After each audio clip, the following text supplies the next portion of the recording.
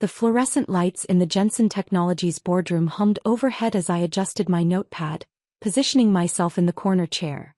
The one nobody ever wanted because it faced away from the windows. Perfect for someone who was supposed to be invisible. Emily, coffee. My stepmother Patricia snapped her fingers without looking at me. And make sure it's actually hot this time. Unlike yesterday's disaster. I stood quietly, smoothing down my plain gray cardigan. At 28 I'd perfected the art of being the family disappointment. The one who dropped out of Stanford, the one who never amounted to anything, the one who somehow still got pity invitations to family gatherings because Dad felt guilty about something from years ago. Right away, I said softly, gathering the empty cups scattered across the mahogany table. My half-brother Derek lounged in Dad's right-hand seat, his Rolex catching the light as he scrolled through his phone. Can you believe we're actually doing this? Selling to Meridian Corp for $340 million. I've already got my eye on a yacht. Derek, focus. Dad, Richard Jensen commanded from the head of the table. At 62 he still had the commanding presence that had built Jensen Technologies from a small electronics distributor into a regional powerhouse. We need to finalize the shareholder vote before Meridian's team arrives at 2. My half-sister Vanessa adjusted her designer blazer, the one that probably cost more than my entire year's rent. The vote's a formality, Dad. You've got 35%, Mom has 8%, I have 4%, Derek has 5%. That's 52% right there. Uncle Tom and Aunt Linda will vote with us. That's another 12%. We're at 64%. Done. I returned with Patricia's coffee, setting it down gently.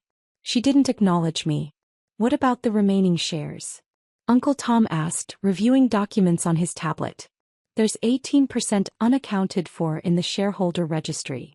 Dad waved dismissively. Small investors. Inherited shares from early employees, minor stakeholders who never attend meetings. I've sent proxy notices to all addresses on file. If they don't respond by today, their shares abstain and we proceed with majority rule. And Emily? Aunt Linda asked, glancing at me with something that might have been pity. Doesn't she have shares? I remember your father left her something. The temperature in the room seemed to drop 10 degrees. Patricia's laugh was sharp. Oh yes, Emily's shares. All 1% of them. A lovely parting gift from Richard's father, who apparently thought charity cases deserved participation trophies. It was 2%, I said quietly, returning to my corner seat. Was it? Vanessa smirked. Forgive us for not keeping track of your vast empire, Em. Derek didn't even look up from his phone. 2% of $340 million is what, $6.8 million? It's cute. That'll keep you in cardigans for a while. If the sale goes through, I added softly. When the sale goes through, Dad corrected, his tone final. Emily, I know you have some sentimental attachment to your grandfather's company, but this is business.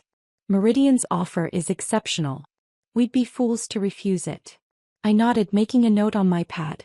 I'd always taken notes at these meetings, a habit from when Grandpa Jack used to let me sit in his office as a child, teaching me to observe, to listen, to understand that the most important information often came from what people didn't say.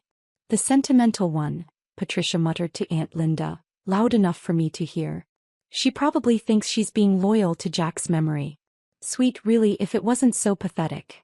Vanessa stood stretching. Speaking of Grandpa Jack, remember how he used to insist Emily was special? That she understood business better than any of us? She laughed. And look at her now.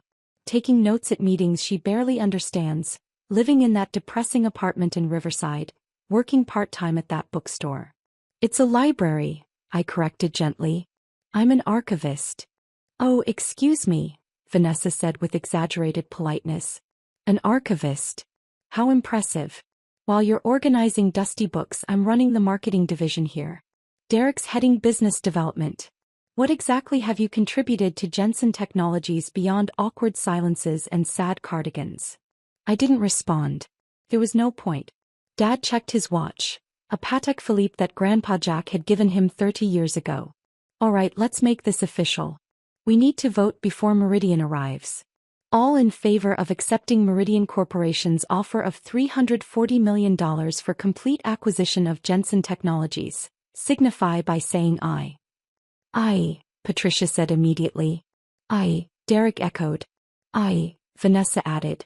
Aye, Uncle Tom and Aunt Linda said in unison. Dad nodded with satisfaction. Motion carries with 64% approval. Emily, for the record, how do you vote your 2%? Everyone turned to look at me. I could feel their amusement, their certainty that my tiny voice didn't matter. Against, I said softly. Derek actually laughed out loud. Against? Come on. You're voting against $6.8 million. I'm voting against the sale, I clarified, keeping my voice steady. Your objection is noted and overruled, Dad said, making a notation on his own papers. The vote passes 64% to 2%. The remaining 34% abstains or is non-responsive. Motion carries. Patricia stood, already reaching for her phone. I'm texting my realtor. There's a penthouse in Manhattan I've been watching. Don't spend it all yet, Mom, Vanessa grinned. We still have to wait for the money to clear. Formality, Dad assured her. Meridian's lawyers have already reviewed everything. Once they arrive and we sign the purchase agreement, it's just a matter of the wire transfer. 48 hours maximum. The next hour passed in a blur of celebration. Champagne appeared, the expensive kind, naturally. Derek started making calls about the yacht. Vanessa pulled up real estate listings for a vacation home in Aspen. Uncle Tom and Aunt Linda discussed retiring early. I sat in my corner taking notes, watching them divide an empire that didn't belong to them. At precisely 2 o'clock, Dad's assistant Marcus opened the boardroom door. Mr. Jensen, the Meridian team has arrived. 3 people entered. James Wellington, Meridian CEO, flanked by 2 lawyers carrying briefcases that probably cost more than my car. Richard. Wellington extended his hand warmly. Wonderful to finally close this deal. Meridian is thrilled to be acquiring Jensen Technologies. The handshakes went around. Introductions were made. I remained in my corner, apparently beneath notice. Shall we proceed with signatures? One of Meridian's lawyers asked, opening his briefcase and extracting a thick folder. We have the purchase agreement ready for execution. Absolutely, Dad said, reaching for his Mont Blanc pen, another gift from Grandpa Jack. Wellington's phone buzzed. He glanced at it, frowned slightly, then smiled apologetically. Excuse me one moment. My CFO needs to confirm something. He stepped aside, phone to his ear. The conversation was brief, but I noticed his expression shift from confident to confused. Richard, Wellington said slowly, returning to the table. My CFO is saying there's an issue with the shareholder vote. According to the registry filed with the state, Jensen Technologies has a controlling stakeholder with 82% ownership. The room went silent. That's impossible, Dad said flatly. I own 35%. I know exactly how the shares are distributed. Our due diligence shows otherwise, Wellington said, his tone shifting to something more cautious. The majority shareholder is listed as JE Holdings LC. Formed 12 years ago. The shares were transferred legally. All documentation is in order. Patricia laughed nervously. That's absurd. Richard's father died 12 years ago, but he left the shares distributed among family. There is no single majority holder. Mom's right, Vanessa said firmly. This is obviously an administrative error. Wellington's lawyer was already on his laptop, pulling up documents. Sir, I'm looking at the state filing now. JE Holdings LLC holds 82% of Jensen Technologies shares. The transfer was registered on March 15, 12 years ago, 2 weeks before Jack Jensen's death. Dad's face had gone pale. Jack never mentioned anything about forming a holding company. Who controls this LLC? Derek demanded. What's the registered agent? The lawyer scrolled through documents. The registered agent is listed as Morrison Chin and Associates, corporate law firm downtown. Uncle Tom leaned forward. I know that firm. They handled Dad's estate planning. But 82%? That's impossible. Even if he'd consolidated his own shares and some he'd bought back over the years, that's only, maybe 45% at most. Unless he'd been acquiring shares quietly for years, Aunt Linda said slowly. Buying out old employees, small investors. But why? Patricia's voice had risen an octave. Why would he do that and not tell anyone? I continued taking notes, my handwriting neat and steady. Dad turned to Marcus. Call Morrison Chin immediately. I need to know who controls JE Holdings. Marcus hurried out, phone already in hand. Wellington closed his briefcase. Richard, I'm afraid until this is resolved, Meridian cannot proceed with the acquisition. We need clear title and proper authorization from the controlling shareholder. This is a delay tactic, Derek said hotly. Some competitor trying to sabotage the deal. Or a clerical error, Vanessa added, though her confidence had dimmed. An old filing that was never properly updated. State corporate records don't generally have those kinds of errors, Wellington's lawyer said diplomatically. Especially not for 12 consecutive years. Marcus returned, his face troubled. Sir, I spoke with Margaret Chin herself. She confirms JE Holdings is a valid entity and does control 82% of Jensen Technologies. She says she's been managing the holding company as per the trust instructions Jack Jensen left. Trust instructions? Dad stood abruptly. My father's will was straightforward. Everything was distributed clearly. There was no mention of any trust. The trust was separate from the will apparently, Marcus said. Miss Chin says she's bound by attorney-client privilege, but the controlling member of JE Holdings can authorize release of information. Then get them on the phone. Patricia nearly shouted. Who is it? Marcus hesitated. Miss Chin says the controlling member is in this room. Every head swiveled, looking at each other with suspicion and confusion. That's ridiculous, Uncle Tom said. None of us control any holding company. It's probably some legal technicality, Aunt Linda suggested. Maybe it's in Richard's name but he forgot about it? Dad shook his head slowly. I would remember controlling 82% of my own company. Wellington stood.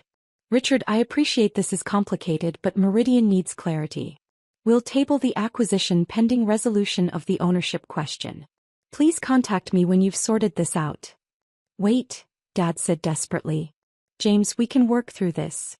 I'm sorry, Wellington said, his tone final. Without clear ownership authorization we cannot proceed. Our lawyers won't allow it. The Meridian team departed, leaving a wake of stunned silence. Derek broke it first. Someone call that law firm back. Demand answers. This is insane. Dad's phone rang. He answered it without checking the caller ID. Yes. His expression shifted as he listened. What? No, yes, I understand. Thank you for letting me know. He set the phone down carefully like it might explode. That was First National Bank, he said quietly. The bridge loan we took out against the company's assets last year. The one we planned to pay off with the Meridian money, they're calling it due. Immediately. Patricia went white. What? They can't do that. We have 90 days notice in the loan agreement. Unless there's a change in ownership or control of the company, Dad said mechanically. It's in the fine print. The bank's legal department reviewed the state filings and determined that JE Holdings, as the controlling stakeholder, could technically demand restructuring. They're protecting their position. How much is the bridge loan? Vanessa asked weakly. $42 million, Dad said. Due in full within 30 days, or they can force the company into receivership. The room erupted in chaos. Everyone talking at once, voices rising in panic and accusation. I stood quietly, gathering my notepad and pen. Where are you going? Patricia snapped at me. We're in crisis here. I need to make a call, I said softly. Now. Derek stared at me incredulously. I know you don't understand business, but this affects you too. If the company goes under, your precious 2% is worthless. I nodded. I understand. I'll be back in a few minutes. I walked to the small conference room down the hall, the one Grandpa Jack used to call his thinking room. I pulled out my phone and dialed a familiar number. Morrison, Chin and Associates, Margaret Chin speaking. Hi Margaret, it's Emily Jensen. Emily. Her voice warmed immediately. I was wondering when you'd call. I assumed the Meridian meeting didn't go as your family planned. No, I said simply. They're panicking about JE Holdings now. As they should be, Margaret said. Your grandfather was very clear about the timing. He wanted you to observe how they'd behave when they thought they had total control. Have you seen enough? I thought about 12 years of being dismissed, ignored, treated like a charity case. I thought about Vanessa's mocking, Derek's contempt, Patricia's casual cruelty. I thought about Dad selling Grandpa Jack's legacy without a second thought, dividing the money before the ink was even dry. Yes, I said. I've seen enough. Then let's proceed, Margaret said briskly. I'm sending over the documentation now. You'll need to make the ownership public and exercise your controlling authority. Are you ready for that? I've been ready for 12 years, I said. When I returned to the boardroom, the chaos had intensified. Dad was on his phone with the bank, his voice strained. Derek and Vanessa were arguing about whose fault this was. Patricia was crying, actual tears, about the Manhattan penthouse she'd already mentally purchased. I sat down in my corner seat and opened my email on my phone. Margaret's documents had arrived. Emily. Dad slammed his phone down. This isn't the time for social media. We need to figure out who controls JE Holdings before. I do, I said quietly. The room froze. What? Vanessa asked. I control JE Holdings, I repeated, keeping my voice calm and steady. I am the sole member and managing director. I own 82% of Jensen Technologies. The silence was absolute. Then Derek laughed, a sharp, disbelieving bark. That's not funny, Em. I'm not joking, I said. I stood, walked to the head of the table and connected my phone to the boardroom display. The corporate documents filled the screen. Grandpa Jack spent 10 years quietly acquiring shares from retiring employees, small investors, anyone willing to sell. He consolidated 82% of the company and transferred it all to JE Holdings, Jack Emily Holdings, 2 weeks before he died. The trust was structured to vest completely when I turned 28. That was 3 months ago, Patricia whispered. Yes, I confirmed. I've been the controlling shareholder since August 15th. I've been waiting to see what you'd do. Dad stared at the documents like they were written in a foreign language. But why? Why would Dad do this? Because he knew, I said simply. He knew you'd sell the company the moment it became profitable enough. He knew you'd cash out and forget everything he built. He told me the week before he died that you were a good manager, Dad, but you didn't love the company. You loved the status it gave you. This is insane, Vanessa said, but her voice lacked conviction. You dropped out of Stanford. You work in a library. You wear cardigans from Target. I dropped out of Stanford because Grandpa Jack needed help, I said. He was sick and he was racing against time to teach me everything about running Jensen Technologies. The library job is at the Business and Technology Archives downtown, where I've spent 12 years studying every successful tech company transition in the last 50 years. And yes, I wear Target cardigans. Because unlike you, Vanessa, I don't need designer clothes to feel valuable. Derek had gone very pale. The bridge loan, you knew about it? I've received every company financial report for 12 years, I said. As the controlling shareholder, I'm entitled to them. I knew you took out $42 million to cover the expansion into South American markets. An expansion that's losing money, by the way. I knew Dad planned to use the Meridian money to cover it. Then stop this, Patricia pleaded. Authorize the sale. We can all still win here. No, I said simply. No. Dad's voice cracked. Emily, that bridge loan is due in 30 days. If we don't sell to Meridian, we can't pay it. The company will go into receivership. You'll lose everything too. I won't sell to Meridian, I said. Because their offer is $120 million below fair market value. They're acquiring a $460 million company for $340 million, banking on your desperation and financial ignorance. I pulled up another document on the screen, a detailed valuation report. I had Morrison Chin commission an independent valuation 6 months ago when I heard rumors you were courting buyers. Jensen Technologies is worth $460 million minimum, possibly $520 million with the right strategic partner. Meridian was lowballing you, and you were so eager to cash out that you didn't even question it. Uncle Tom was staring at the valuation report, his financial background letting him process the numbers quickly. She's right, he said quietly. Jesus Christ, Richard, she's right. Look at the comparable sales data. Meridian was stealing it. But the bridge loan, Vanessa started. Will be paid, I said. I'm authorizing a dividend distribution from the company's reserve capital. It'll be tight, but we can cover the $42 million and maintain operational funding. Dad sank into his chair. You've been planning this. I've been preparing, I corrected. Grandpa Jack didn't give me 82% of the company as a gift, Dad. He gave it to me as a responsibility. He taught me that ownership means stewardship, not exploitation. He wanted me to protect what he built. Protect it. Derek's voice rose. You're killing a $340 million deal. I'm preventing a $120 million loss, I corrected. And stopping you from destroying Grandpa Jack's legacy for yacht money. Patricia stood abruptly. Richard, do something. She can't just. She can, Dad said hollowly. She's the controlling shareholder. She can do whatever she wants. Margaret Chen's voice came through my phone, which I'd left connected. Emily, I have the next call queued up whenever you're ready. Thank you, Margaret. Put them through. The boardroom phone rang. Dad answered it automatically. Jensen Technologies, Richard Jensen. Mr. Jensen, this is Sarah Morrison from Techstone Ventures. We understand Jensen Technologies may be available for acquisition discussions. Dad's eyes shot to me. How did you? I've been in discussions with 3 potential buyers, I said calmly. Techstone, Waverly Industries and Prometheus Group. All 3 have expressed interest at valuations between $450 and $480 million. I told them we might be open to offers after the first quarter next year. You've been negotiating acquisitions? Vanessa asked in disbelief. I've been exploring options, I said. The difference is I actually researched fair market value first. Sarah Morrison's voice continued through the speaker. We're prepared to open discussions immediately if there's interest. We see significant potential in Jensen Technologies' patent portfolio and distribution network. Dad looked at me and for the first time I saw something other than dismissal in his eyes. Fear maybe. Or respect.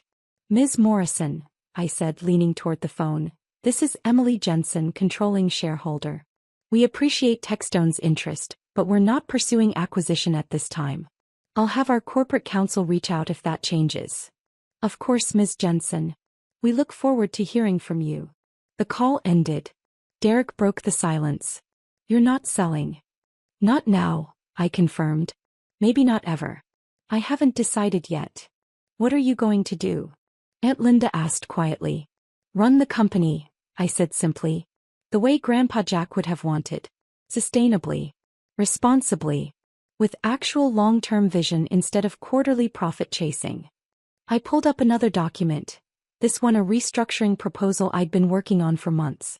Effective immediately, I'm exercising my authority as controlling shareholder to implement the following changes.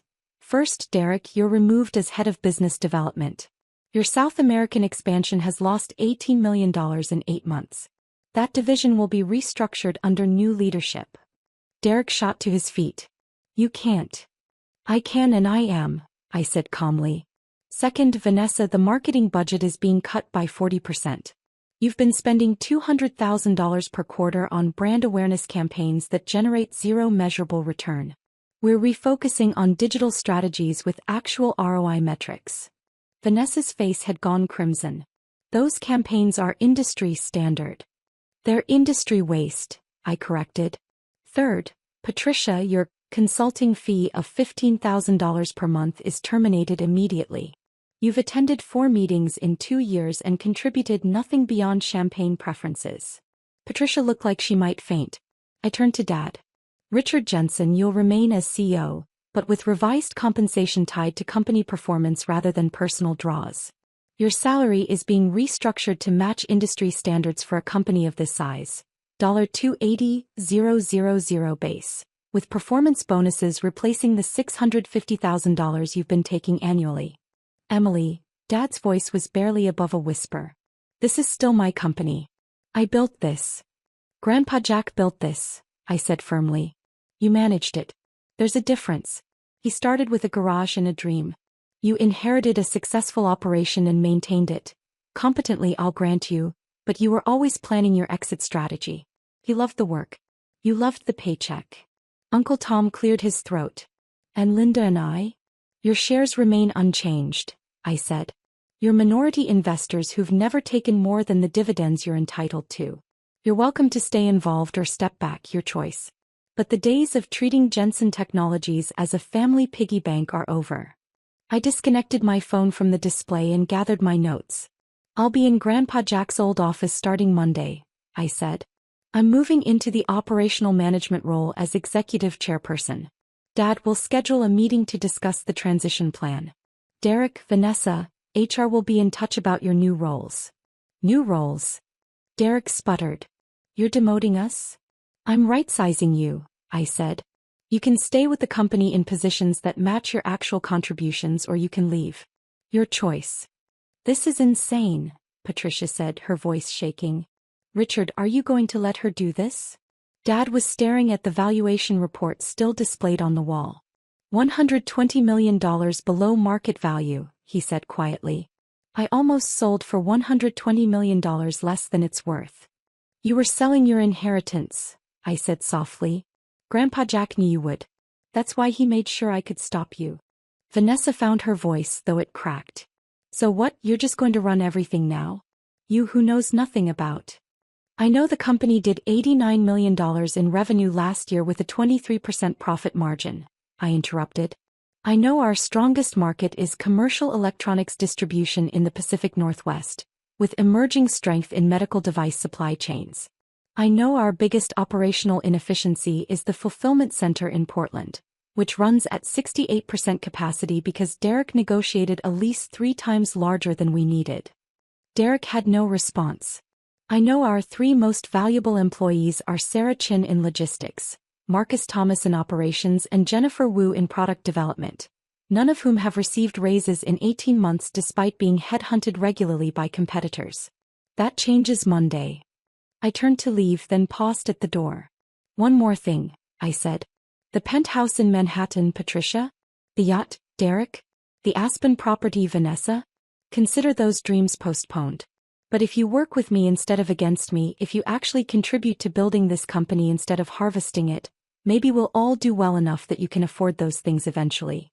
And if we refuse? Vanessa challenged. Then you can exercise your right as minority shareholders to sell your shares, I said. I'm sure you can find a buyer. Though I should mention that as controlling shareholder, I have right of first refusal. And I'll be valuing those shares based on the same careful analysis Grandpa Jack taught me. I left them sitting in stunned silence and walked down the hall to Grandpa Jack's office. My office now. The door had been locked since his death, preserved like a museum. I had the key, I'd always had the key. Inside, everything was exactly as he'd left it. The worn leather chair. The wall of books about manufacturing, distribution, business ethics. The photo of us together at my college graduation from the business program I'd completed online while caring for him. The graduation my family hadn't attended because it wasn't Stanford. On the desk, in a sealed envelope with my name on it, was a letter. I'd known it was here. Margaret had told me about it, but I'd waited until today to read it. Emily, if you're reading this, you've reached 28 and claimed your inheritance. I hope I taught you enough. I hope you're ready. Your father is a good man, but he mistakes money for success and status for achievement. Your stepmother and step-siblings see the company as a resource to extract rather than a legacy to build. I don't blame them. Our culture teaches that exit strategies are smart and cashing out is winning. But you understood even as a child that building something matters more than selling it. You asked better questions.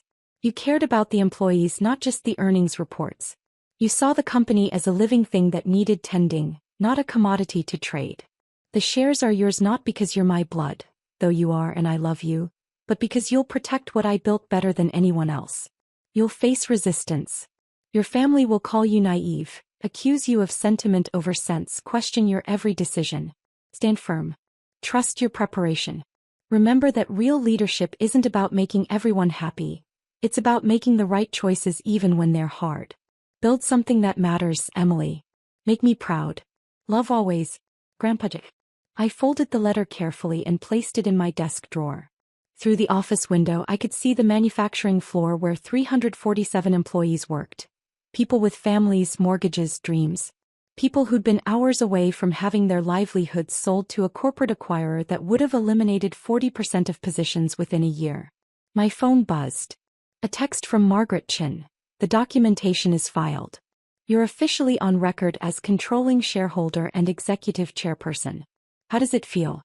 I looked around the office, felt the weight of responsibility settling onto my shoulders like a familiar coat. Feels like coming home, I typed back. Another text, this one from an unknown number. This is Sarah Chin from Logistics. Marcus told me what happened in the board meeting. Thank you. Some of us have been hoping someone would stand up to them for years. Then another, Jennifer Wu here. Heard you're taking over. Does this mean the Innovation Lab project might actually get funded? And another, Tom Jensen. Your grandfather would be proud. I'm sorry I didn't see what he saw sooner. If you need an ally on the board, you have one. I spent the rest of the afternoon in that office, reviewing 12 years of financial reports, operational data, employee files. By the time the sun set, I had a clear picture of everything that needed to change. At 7 p.m., Dad knocked on my door. He looked older than he had that morning, the confidence stripped away to reveal something more uncertain. Can I come in? I nodded, gesturing to the chair across from my desk. He sat slowly, looking around the office. I haven't been in here since he died. I couldn't face it. I know, I said. You really knew everything? For 12 years you've been watching, learning, preparing. Yes. He was quiet for a long moment. Why didn't you say something? Why didn't you tell me you were being groomed to take over? Because Grandpa Jack wanted me to earn it, not inherit it, I said. He wanted me to understand the company from the ground up, to see how it actually works rather than how it looks from the corner office. And he wanted me to see who you all really were when you thought I didn't matter. Dad flinched. I'm not trying to hurt you, I said more gently. But Grandpa Jack was right, you were always planning to sell. You saw the company as your retirement fund, not your life's work. And you see it differently? I see it as 347 people's livelihoods, I said. I see it as a legacy that matters. I see it as something worth building instead of cashing out. He nodded slowly. The Meridian offer. Was I really about to lose $120 million? At minimum, I confirmed. Possibly more. Wellington saw you were desperate because of the bridge loan. He structured the offer to exploit that desperation. And you have other buyers interested at higher prices? 3 of them, yes. But I'm not interested in selling to any of them right now. Maybe someday if the right opportunity comes along, one that protects employees and preserves the legacy. But not today. Dad stood, walked to the window overlooking the manufacturing floor. Your grandfather and I fought sometimes. He thought I was too focused on short-term gains. I thought he was too sentimental about business. You were both right, I said. Business needs both profit and purpose. He turned back to me. Can I stay? As CEO, I mean. Or do you want me gone? I want you to stay, I said honestly. But I want the version of you that actually cares about the company, not the version that's counting days until retirement. I want the Richard Jensen who helped Grandpa Jack build this place, not the one who was planning to sell it to the first buyer with a checkbook. That's fair, he said quietly. And probably more than I deserve after today. Tomorrow is Monday, I said. Fresh start. We have a bridge loan to restructure, a South American division to salvage or shut down, and about 300 employees who deserve to know the company isn't being sold out from under them. Think you can help me with that? For the first time all day he smiled. A real smile, not the corporate mask he usually wore. I think I'd like to try. After he left, I sat alone in the office as darkness fell outside. My phone continued to buzz with messages. Some supportive, some confused, some angry. Vanessa had sent a 3-paragraph text full of accusations and wounded pride. Derek had sent a terse, "This isn't over." Patricia had sent nothing at all. But there were also messages from employees I'd never met, thanking me for saving their jobs. From managers expressing relief that someone was finally addressing long-standing problems. From Margaret Chin confirming that all legal documentation was properly filed and my authority was unassailable. I thought about Grandpa Jack's letter, about his faith that I'd be ready for this moment. I thought about 12 years of being dismissed, underestimated, treated like a failure. I thought about wearing Target cardigans to board meetings while my family dripped in designer labels, knowing exactly why I did it, to stay invisible until the moment I chose to be seen. The moment had come. And I was ready. In the corner of the office, half hidden behind filing cabinets, I found one more thing Grandpa Jack had left me. a small plaque that had hung on his wall for 40 years. The best time to plant a tree was 20 years ago. The second best time is today. I hung it back on the wall where it belonged. Then I opened my laptop and got to work. There were 347 employees counting on me, a legacy to protect and a company to build. Tomorrow the real work began. But tonight, sitting in my grandfather's chair in the office that was now mine, wearing my Target cardigan and looking out over the manufacturing floor where it all started, I finally understood what he'd known all along. It was never about the money. It was about building something that mattered. And that was something my family had forgotten, but something I would never let them forget again. The lights of Jensen Technologies glowed in the darkness, and somewhere in that light I could feel Grandpa Jack smiling. "Well done, Emily. Now show them what you're really capable of." And I would.